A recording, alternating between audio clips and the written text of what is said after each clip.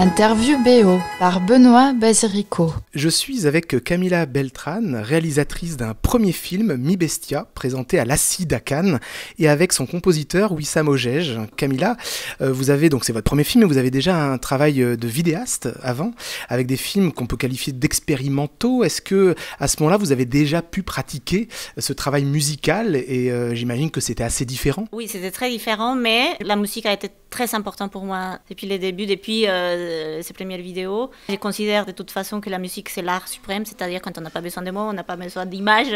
Pour moi, ça a été toujours les sons et la musique, parfois plus important que l'image. J'ai fait parfois quelques vidéos où il y avait très peu d'images et des images fixes et que du son, par exemple. Et donc et de la musique que j'ai récupérée ici et là, parce que aussi j'aime beaucoup la musique populaire de la Colombie. Je suis très fière de la musique de mon pays, et maintenant je comprends encore plus tout ce que ça porte et tout ce que ça veut dire par rapport à notre histoire, au mélange qu'on est entre l'Afrique, entre les peuples indigènes et les Espagnols qui étaient déjà mélangés aussi avec les Arabes. Donc tout ça c'est très riche, et je pense que c'est pour ça, c'est grâce à cette diversité.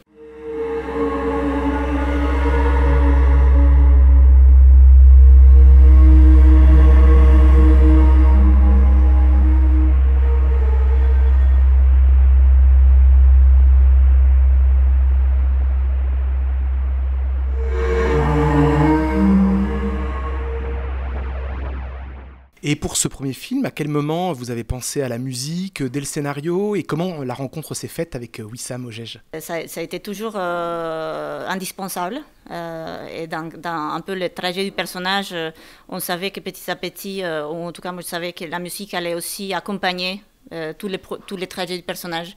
La rencontre avec Wissam, ça s'est fait après les tournages, parce qu'au début, le tournage a pris beaucoup de mon temps, de mon énergie. Petit à petit, on a commencé à parler, où il y avait aussi une importance de considérer les sons comme un tout aussi, et même les films comme un tout, d'ailleurs. Et donc, l'importance de comment commencer à mettre des touches petit à petit pour arriver à quelque chose que vraiment très musical, et où la musique accompagne et un peu aussi se transforme presque aussi comme un personnage.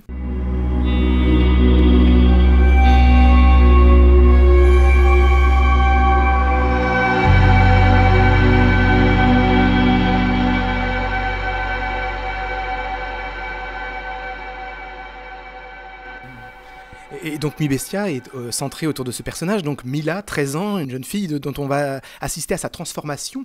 Il y a donc l'éveil du personnage, c'est son initiation au monde. Par quel mot vous avez formulé l'intention musicale justement pour Wissam? Il y avait évidemment la présence de la nature, la présence du monde animal, et la présence de l'idée de se libérer, de s'émanciper. Wissam, quel a été le point de contact avec ce film? C'est d'abord une rencontre parce que Camila a un univers très fort, et c'est vraiment une chance en tant que compositeur de pouvoir intégrer un tel univers, et aussi une forme de parfois radicalité formelle qui tout de suite rend la composition musicale plus exaltante, avec la possibilité de tenter des choses, d'être dans des contrastes, dans des propositions qui peuvent être fortes et plus en retrait par moment, mais le tout quand même à la recherche de quelque chose qui soit propre au film et en dehors de certains codes ou de certains standards. Je compléterai ce qu'a dit Camila avec le mot transformation, tu l'as dit, pour le personnage principal, et je crois que la musique est véhicule de transformation dans le film. Elle est d'abord pleinement intégrée à la matière sonore du film, au point qu'on a beaucoup travaillé des scènes vraiment à la dentelle, qui sont des territoires où on ne sait pas exactement si c'est du son ou de la musique. Et j'ai également travaillé avec le monteur son et avec Camila pour qu'on puisse trouver ces territoires d'ambiguïté entre le son, la musique, le sound design.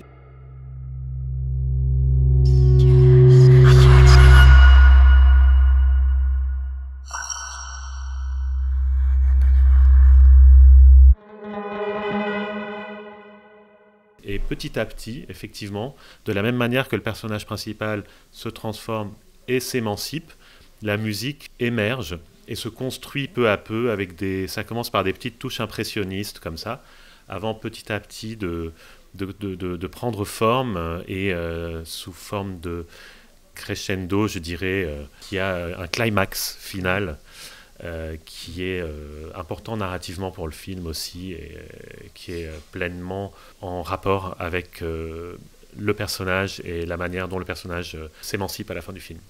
Effectivement, il y a la musique qui se transforme comme le personnage, elle évolue avec le personnage, elle grandit avec le personnage. Et il y a aussi le rapport au son, donc la nature, les animaux, il y a la chouette, il y a les chiens, notamment une scène de chiens avec les aboiements. Est-ce qu'il y a eu une interaction entre la musique et ces sons-là ? Oui, tout à fait. C'est-à-dire que j'ai pris des matériaux sonores que j'ai intégrés au matériau musical.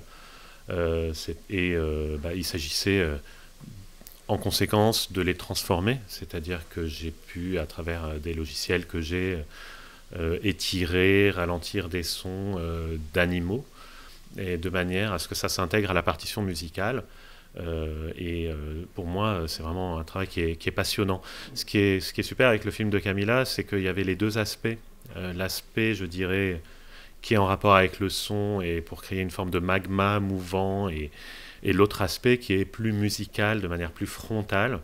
Et je trouve que pour un compositeur, en tout cas pour moi, dans mon rapport au cinéma, le fait d'avoir les deux dans un film, c'est super. Il y a la question de la religion aussi qui est présente dans le film. Comment vous l'avez abordée dans votre mise en scène, mais aussi à travers la musique ? La religion, ça fait partie donc des éléments oppresseurs. Cette idée de la pureté, cette idée de pas trop parler de la sexualité, des émotions, voilà, de cacher tout ça. Je pense que le monde religieux, pour la musique, on n'a pas voulu le mettre parce que la musique représente plutôt l'émancipation. Oui, c'est intéressant, c'est que la musique, ce serait raté que de vouloir qu'elle fasse tout exister. Elle choisit un angle et elle joue l'angle de la liberté justement et non pas celle de l'oppression. Est-ce que vous avez aussi eu envie, en tout cas moi je ressens dans ce film, un aspect film fantastique, le genre, quel est votre rapport au genre et est-ce que vous aviez des références particulières à formuler à Wissam ? Mon rapport au genre, j'ai fait le film comme spectatrice, c'est-à-dire toujours dans ma tête, je me disais il faut que tu fasses les films que tu veux voir. Et donc c'est venu aussi le fait qu'on a grandi, bon, en tout cas ma génération, avec des films des genres adolescentes, chroniques adolescentes, et surtout américaines, nord-américaines, qui venaient imposer certaines... Donc les premiers baisers, les filles populaires, les balles de damnés, tout ça. Mais toujours d'un point de vue d'homme aussi, quelque part. Donc en insistant sur les côtés victimes de la femme, soit par les séries B où on les tue, ou soit d'un côté comme ça. Et je pense que pour moi, c'était aussi de prendre ces gens dire bon, maintenant on va être du côté de l'horreur, entre guillemets. L'horreur, c'est pas elle, c'est le monde. On n'a pas cherché à évoquer les genres avec la musique du tout. Très vite, on a aussi construit par rapport, comme disait Wissam, à la nature, comment un cri d'oiseau peut devenir musique. Mais effectivement, on n'est pas parti sur l'idée que la musique allait être une musique de film de genre. Malgré tout, ça reste une musique assez évocatrice et elle contribue à l'univers fantastique. Elle contribue, disons, à des incursions. C'est comme si le fantastique était injecté par moments dans une histoire réelle et réaliste. C'était de ce point de vue-là assez passionnant. En musique, une note de trop et on bascule totalement dans le film de genre archétypal. Un des plaisirs de travailler sur ce film, c'était la recherche d'être sur le fil tout le temps, de se situer à l'endroit du film, à l'endroit où Camila voulait se situer aussi en termes de mélange des genres, si je puis dire, sans être... une forme archétypale et je crois que la musique tend vers ça aussi et ça a été passionnant. C'était un jeu d'équilibriste.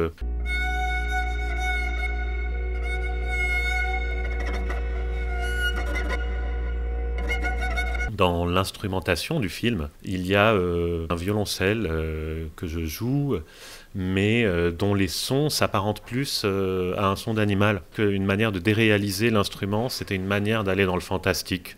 Sans pour autant faire une musique de film fantastique. Il y a cette nature universaliste, entre guillemets, de la musique, mais est-ce que malgré tout, la géographie du film, la Colombie, a pu avoir une influence ? Les percussions, pour nous, aussi ramenaient tout ce monde non occidental, ce monde un peu animiste. Les percussions qu'on ne voulait pas mettre des notes qui soient, ou une façon de travailler qui soit très folklore, c'est-à-dire qu'on puisse reconnaître vraiment la Colombie par des petites touches.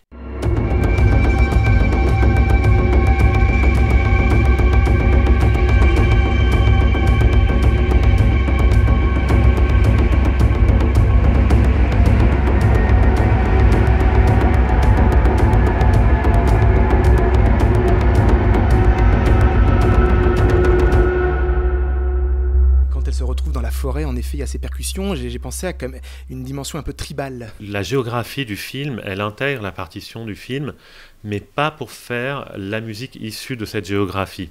On prend plutôt, comme l'a très bien expliqué Camilla, peut-être un instrument ou une typologie rythmique, etc., mais sans pour autant dérouler une partition décor, ce que j'appellerais décor, c'est-à-dire qui dit on est là en Amérique latine.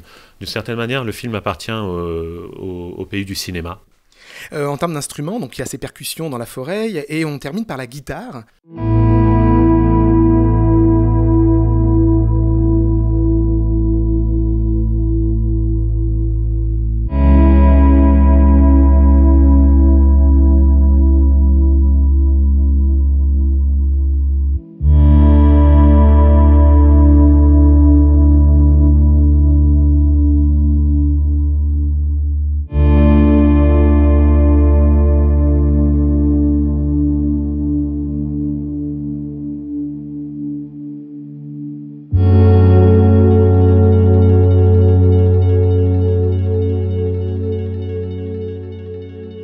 Oui, alors la guitare, ça évoque les années 90 d'une certaine manière, et un certain esprit rock, je crois, qui peut correspondre aussi à cette musique du corps, qui est à l'opposé de tout ce qui est oppresseur du corps dans le film, une musique de l'instinct, une musique immédiate.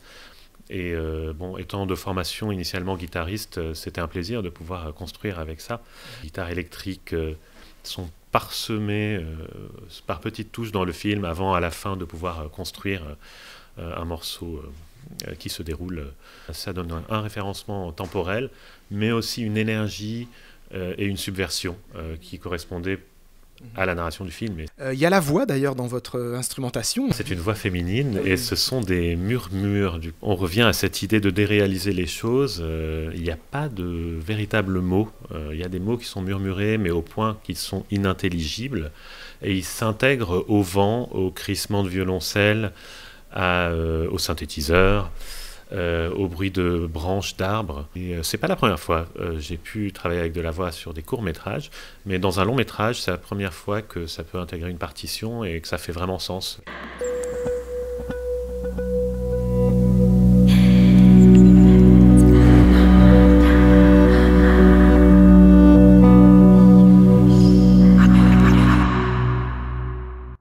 Réalisatrice en plus qui fait son premier film, parfois il y a une espèce de prudence à vouloir mettre de la musique parce qu'elle va parfois changer un sens du film, etc. Voilà, vous avez facilement accepté toutes ces propositions musicales? Je ne suis pas du tout prudente. Avec les choix que j'ai fait, je pense que c'est bon. C'est pas j'ai des défauts, mais c'est pas ça.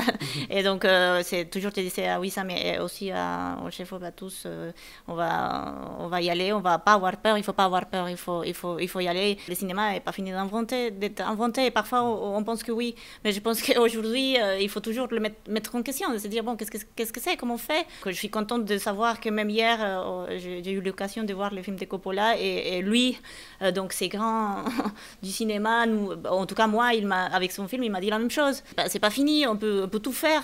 Tout faire. Il vaut mieux vraiment avoir des convictions. Et par contre, ces choix, il faut être sûr que ça correspond à une vraie recherche ou quelque chose de sincère. C'est pas juste des pauses ou c'est pas juste des faits, en effet, mais ça doit vraiment s'inscrire dans le film comme projet presque, même au-delà du fait d'être un film, mais un film comme un objet. C'est là où il faut être prudent, je pense. Vous dites que vous n'êtes pas donc prudente dans la présence musicale. Malgré tout, les 30 premières minutes sont sans musique.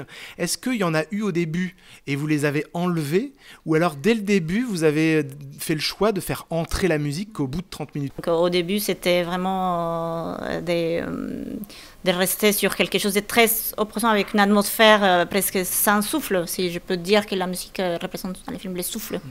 C'était fantastique thématiquement aussi, comme dit Camilla, que ça démarre au bout de 30 minutes, puisque l'émancipation, la rébellion démarre un peu tard dans le film, mais aussi d'une certaine manière, cette thématique et cette concordance thématique permettaient aussi d'installer le son du film duquel la musique allait émerger. Donc on a une demi-heure de son qui s'installe avec des choix déjà tranchés des contrastes, parfois une nature foisonnante, parfois des sons oppressants, etc.